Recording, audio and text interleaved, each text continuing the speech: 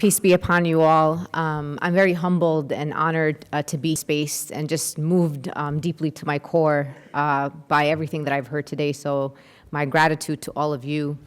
I stand here in the name of God, the most beneficent, the most merciful. For many of you, it's probably the same experience. Every time I hear about Muslims or Islam, it's always a conversation that is about us without us. There's always many trying to tell our stories, tell you who we are, what we believe, and oftentimes they are not Muslims who are telling you those stories. The stories that are being told are usually on two sides. We're either oppressed women or victims of violence, or we are perpetrators of violence. And there are stories that are in the middle that are not being told.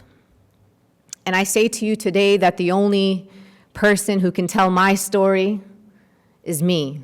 Only I can tell my story. I stand here before you unapologetically Muslim. I am not a scholar of Islam, nor am I a theologian. I am a believer in God. A big God, a God who created us all, a God who loves us all. I am a Muslim New Yorker. And on the day of 9/11, I was the New Yorker that went out in my college campus, put my hand out into the air, and felt the burned pieces of paper that fell into my hand. A day that changed my life forever.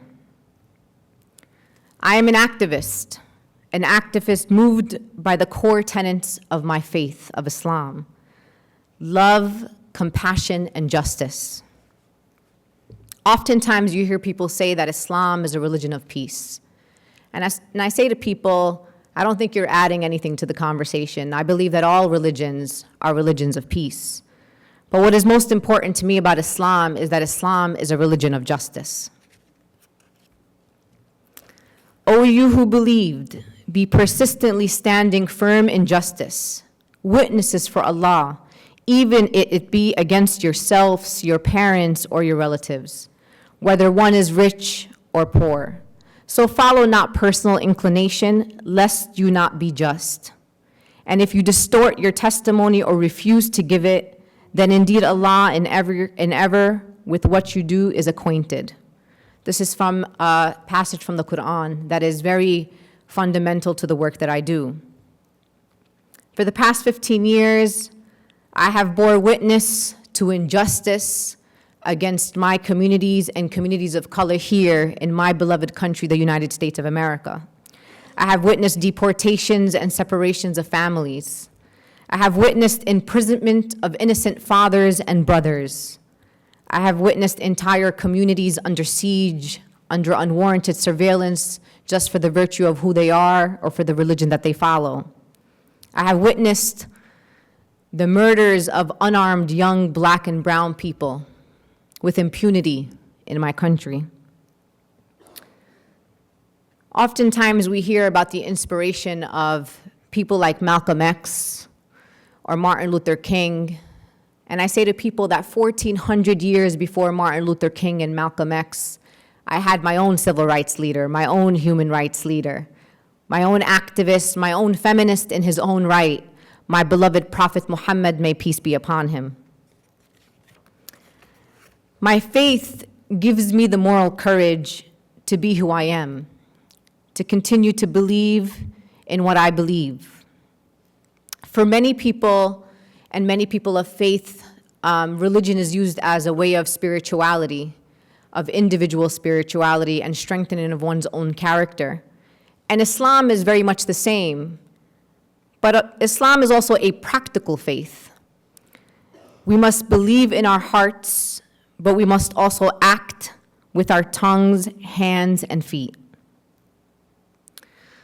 For me, religion, faith, and spirituality is found in the heart of the very social justice movements that I'm a part of. Activism for me is an act of worship. That when I am on the streets alongside young black and brown people fighting for justice or fighting against injustice, or when I am getting arrested in civil disobedience, I believe that that is an act of worship, that I am being spiritual, that I am standing firmly in the religion that I believe in. I believe that we all have a responsibility as people of faith.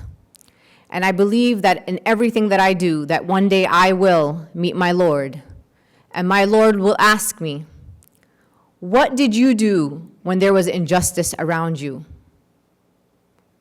What did you say? How did you treat those around you? How did you use the blessings that I gave you to uplift others? And I work every day to make sure that I have the very best answers to ensure that God opens those gates of heaven for people like me and those who are the most oppressed and marginalized in this world.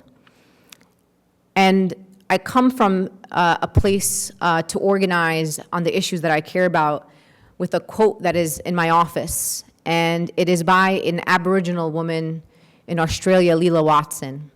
And it says, if you have come here to help me, you are wasting your time. But if you have come here because you believe that your liberation is bound up with mine, then let us work together. My gratitude to the Festival of Faiths, to all the scholars, intellectuals, to my teachers who are also amongst you, Dr. Ingrid Mattson, Imam Zaid Shakir, and others. I am grateful to be given this opportunity amongst giants and people who continue to inspire me to be a person of faith, to be a true believer, and to be a moral compass for those in our society who have lost their way. Thank you very much.